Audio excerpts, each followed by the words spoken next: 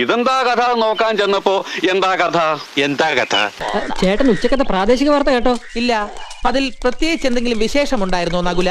സഭയിൽ ഒരു അടിയന്തര പ്രമേയം അവതരിപ്പിക്കാനുള്ള ആവശ്യത്തെ നിഷേധിച്ചു. അത് അടിയന്തര പ്രമേയം അനുവദിക്കാൻ പറ്റില്ല എന്ന് പറഞ്ഞു. എന്നിട്ട് അതിലെ കണ്ടന്റുകളെ കുറിച്ച് വീണ്ടും സഭയിൽ വാചാലനാകുന്നത് ആ സഭയിലെ രീതിക്ക് യോജിച്ചതല്ല എന്ന് സ്പീക്കർ വ്യക്തമാക്കി.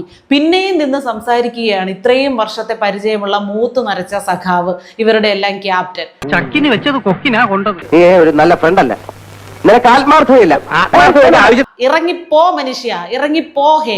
നിങ്ങൾക്ക് ഇവിടുത്തെ രീതികളൊന്നും നിങ്ങൾക്ക് അനുസരിക്കാൻ പറ്റുന്നില്ലെങ്കിൽ ഇത് മതിയാക്കി പോടോ ഹേ എന്നാണ് പറയാതെ പറഞ്ഞത് സ്പീക്കർ.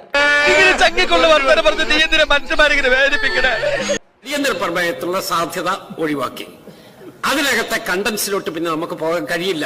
ഇങ്ങർക്ക് ഇതിന്റെ വല്ല ആവശ്യമുണ്ടോ? ഒന്നാമത് തന്നെ ഈ പ്രായത്തിൽ വീട്ടിൽ വിശ്രമിക്കേണ്ട സമയത്ത് വന്ന് പ്രതിപക്ഷ നേതാവായിട്ട് ഇരിക്കുന്നതേ മോശം, ഒരാവശ്യമില്ലാത്ത കാര്യം. അവിടെ വന്ന് ഇരുന്നാൽ തന്നെ ആവശ്യമുള്ള കാര്യങ്ങൾക്കല്ലേ വായ തുറക്കേണ്ടത്.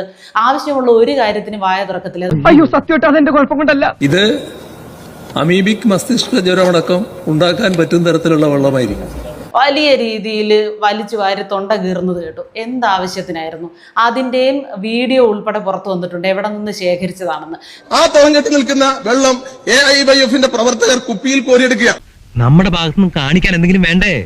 അവിടെ നിന്ന് അരക്കുപ്പി കലക്കവെള്ളം റോഡിൽ നിന്ന് കോരി ഒരു അന്തം കമ്മി കൊടുത്ത് അതും കൊണ്ട് നിയമസഭയിൽ വന്ന് നിന്ന് സംസാരിക്കണമെങ്കിൽ ഈ പിണറായി വിജയന്റെ ഒക്കെ നിലവാരം എവിടെ നിൽക്കുകയാണ്? ഇത്രയും നാൾ ഈ നിയമസഭയിൽ വന്നിരുന്നതിന്റെ എങ്കിലും ഒരു ഗുണം കാണിക്കണ്ടേ? ഇതൊന്നുമില്ല. അത്രയ്ക്ക് മോശമായോ? നാട്ടുകാരെ കൊണ്ട് പറയിച്ച് അടങ്ങുന്നാടാ. എന്നാ പിന്നെ സമസ്താപരാധങ്ങളും പുറത്ത് അശേഷം അടിപതറാതെ മുന്നേറാൻ നമുക്കെന്ന് സാധിക്കട്ടെ. അതെ.